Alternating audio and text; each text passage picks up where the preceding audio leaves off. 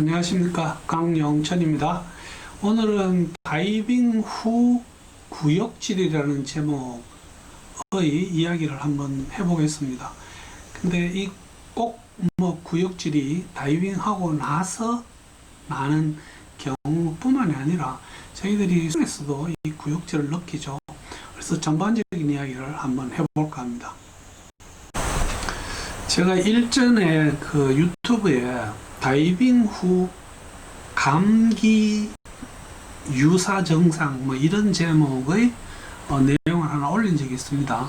그때 그 영상 아래쪽에 질문을 적어주신 분이 계세요. 이름은 서민이네요. 이게 고관대작이 아닌 서민이라는 뜻인지 강서민인지 잘 모르겠습니다. 거기 보면 다이빙 후 구역질 나는 이유 이렇게 퀘스천 마크를 붙였어요. 그래서 저는 이게 질문이 아닐까 하고 거기다가 제가 조금 정보를 모아서 별도 영상으로 유튜브에 하나 올리겠다고 답은 한 적이 있습니다. 근데 대부분 분들은 그 아래쪽에 있는 이렇게 정보 항상 갑니다든지 이렇게. 근데 다이빙 후에 구역질 나는 이유가 뭐죠? 이런 것도 아니고 그냥 말을 깠습니다. 농담입니다. 괜찮습니다. 우선 구역질이라고 하는 그 정상과 이거는 사실은 징후도 됩니다. 에 대해서 한번 간단하게 보고요. 다이빙 후에 혹은 다이빙 중에 올 수 있는 구역질과 저희들이 사전에 예방 혹은 대처할 수 있는 방법까지를 한번 정리해 보겠습니다. 이 구역질이라고 하는 정상 혹은 다른 사람들이 볼 때 그 구역질하는 모습을 보면 그것이 징후가 될 수 있겠죠. 이것은 지금 저희들이 좋아하는 놀이기구들요, 특히 굉장히 빨리 움직이는 거나 아니면 크게 움직이는 바이킹 같은 거 탈 때 이 균형 중추가 무너지면서 구역질을 느끼게 됩니다. 양치질 하다가 그 칫솔 끝부분이 저희들 그 인두 뒷벽이나 편도선 쪽을 건드리면 반사작용으로 구역질이 느껴지게 됩니다. 입덧을 하시는 산모분들, 특히 임신 초기에 입덧을 많이 하시고 이분들이 느끼는 구역질이 참 심한 경우에는 산모들을 많이 괴롭힙니다.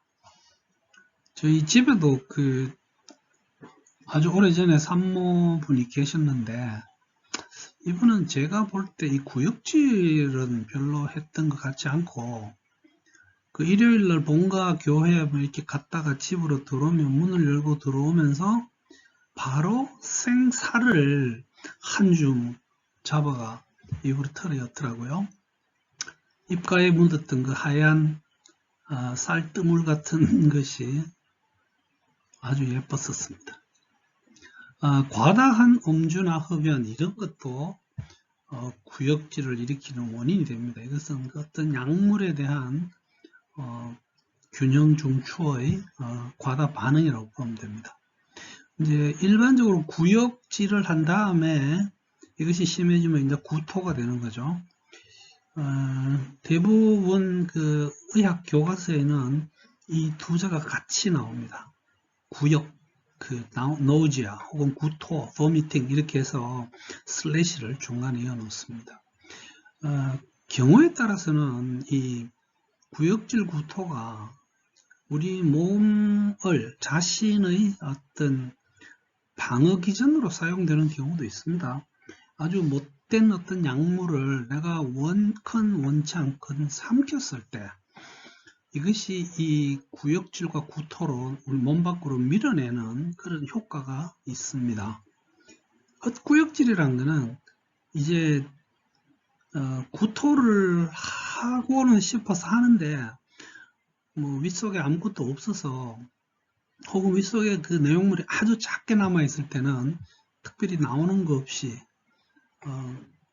구토하는 흉내만 내게 되는 뭐 그런 걸 저희들이 일반적으로 헛구역질이라고 하죠. 그러나 헛구역질을 할 때는 저희들이 구토하는 거의 모든 구토에 필요한 그 근육들이 같이 움직이기 때문에 그 막상 본인은 그게 일반적인 어떤 구역질보다는 구토에 의한 고통을 다 느끼게 됩니다. 여기 나와 있는 그 위쪽에 있는 저분은 저는 뭐 정치적인 이야기는 하고 싶지 않은데 참 그 다른 분이 쓴 책에 대해서 본인이 마음에 들지 않는다고 해서 그 책을 구역질나는 책이라고 했던 분이 있습니다. 저는 과연 이런 표현을 쓸 수가 있을까? 밑에는 강아지, 개가 이 쓰레기통에서 뭐 물건을 꺼내서 먹다가 구역질하는 그런 모습입니다. 다이빙과 관련된 구역질이 과연 이제 어떤 게 있을 것인가? 제일 흔한 것이 하기 싫은 다이빙을 해야 하는 스트레스를 강하게 느끼면 사람들이 구역질을 합니다. 특히 조심해야 될 게 이 오염된 실린더 공기를 흡입할 때 이것은 실제 흡입이 그다지 많이 되지 않아도 바로 이 구역질로 연결이 됩니다. 뱃멀미 뭐 당연히 그럴 거고요.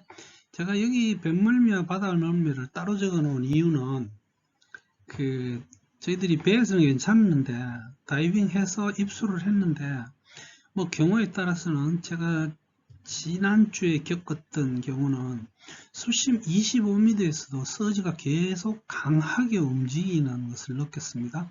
이제 이럴 때 저희들이 바다 속에서 바다멀미를 느낄 수 있죠. 이거도 사실 뭐 상당히 그 경험이 많은 다이버라면 그 서지에 따라서 내 몸을 잘 여기저기 움직이 다닐 수 있는데 그렇지 않고 초보 때는 이거 상당히 그 다이버를 괴롭히는 그런 구역을 느끼게 합니다. 그 다이빙을 하는 날 아침에는 기름진 음식을 피하는 게 좋겠습니다. 배에서 가급적이면 그 한 자리에 앉아서 가만히 계시는 것이 좋습니다. 이 너무 배에서 많이 댕기면 이게 어떤 멀미를 유발할 요인이 될 수도 있습니다. 위식도 역류 질환이라는 병이 있습니다. 어떤 이유로든지 위장 속에 들어있는 음식물이나 혹은 그 음식물을 소화시키기 위해서 분비된 그 소화액, 이게 아주 강한 산기를 가지고 있죠. 산성. 이것이 식도로 역류를 하면서 구역질을 느끼게 만듭니다. 이 질환에 대해서는 제가 별도의 영상을 하나 만들어서 올려놓은 게 아마 있는 걸로 기억합니다. 윗속에는 항상 위 제일 윗부분에는 공기가 들어 있습니다. 저희들이 엑스레이를 찍으면 위장 부분을 정확하게 그 공기로 찾아낼 수 있습니다. 근데 저희들이 깊은 수심에서 고압의 공기를 흡입하면서 가끔 그것이 식도 속으로 들어가면 이 위 속에 있는 공기가 어떤 고압의 공기가 들어올 수 있습니다. 근데 팽창을 저희들이 상승할 때 이 공기가 팽창하면 그냥 쉽게 식도로 빠져나가 주면 좋은데 어떤 이유로 위 속에서 이 공기가 팽창하고 빠져나가지를 못하면 이것도 상당히 속이 떠부러가면서 힘들게 만들 수 있습니다. 다이빙 후에 두통을 일으키는 많은 경우들이 있죠. 근데 두통이 심해지면 실제로는 그 두통 그 자체만으로도 구역질을 초래할 수 있습니다. 그래서 이런 것들도 미리미리 예방할 수 있는 방법이 있어서 제 나름대로 한번 정리를 해봅니다. 스트레스, 즉 다이빙에서 아주 중요한 철칙이자 원칙이 내가 어떤 이유로든지 다이빙 하는 것이 내키지 않으면 하지 말라입니다. 다이빙을 하기 전에 이런 걸 느낀다면 다이빙 시작을 안 해야 되고, 내가 다이빙 하는 중간에 너무나 불편해서 하기 싫어지면 그때 그 버디에게 신호하고 같이 출소를 하는 게 맞습니다. 이게 사실은 상당히 많은 경우에 그 다이버들이 어지럽고 구역질이 나게 하는 그런 원인이 될 수 있습니다. 실질적으로 제일 문제가 될 수 있는 것이 오염된 실린더의 공기를 흡입할 때 오는 증상입니다. 이 중에서도 이 구역질은 굉장히 초기 증상에 속합니다. 그래서 이거는 지금 현재까지는 제가 그 영상을 업로드 했는 기억은 없는데, 사실 뭐 만들어 놓은 영상을 지금 가지고 있는 걸로 그렇게 기억합니다. 이거부터 먼저 오염된 실린더를 먼저 업로드 한 다음에 이 구역질에 대해서 올리겠습니다. 뱃멀미, 바다멀미 마찬가지죠. 배에서의 어떤 그 요령도 있고요, 먹는 약도 있고요. 그 다음에 민간요법이라고 해야 하나요? 이 생강 같은 것을 먹으면 멀미에 도움이 됩니다. 그 유럽에서 온 다이버들을 제가 홍해에서 만난 적이 있는데, 이 사람들은 생강을, 그것도 꽤 큰 놈을 들고 와서 식탁에서 그거를 이렇게 잘라서 먹으면서 우리한테도 주더라고요. 그래서 저는 이 생강 먹는 것이 동양에서 나온 줄 알았는데, 뭐 어디서 나왔든지 간에 지금은 전 세계적인 이 멀미 예방 어떤 식품으로 돌아다니고 있습니다. 다이빙 전에 기름진 음식 안 먹으면 됩니다. 배에서 너무 많이 움직이지 마시고요. 그 위식도 역류 질환이 있는 분들은 본인들이 잘 알고 있습니다. 그래서 그런 분들은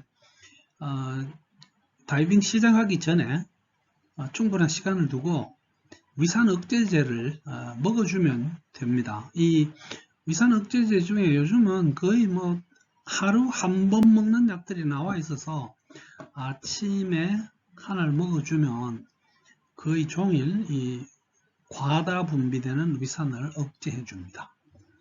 공기가 팽창되는 경우가 있다고 그랬습니다. 이 경우는 상승할 때 첫째는 느리게 상승해서 공기 팽창 속도를 늦추고요. 그러면서 상승하는데 속이 더부룩해지시면 이때는 자세를 예를 들어서 수평 자세에서 수직 자세로, 혹은 이 몸 전체를 좌측으로 우측으로 이렇게 돌리다 보면 식도의 입구가 위로 조금 들리는 자세가 나오면서 공기가 빠져나가는 걸 느낄 수 있습니다.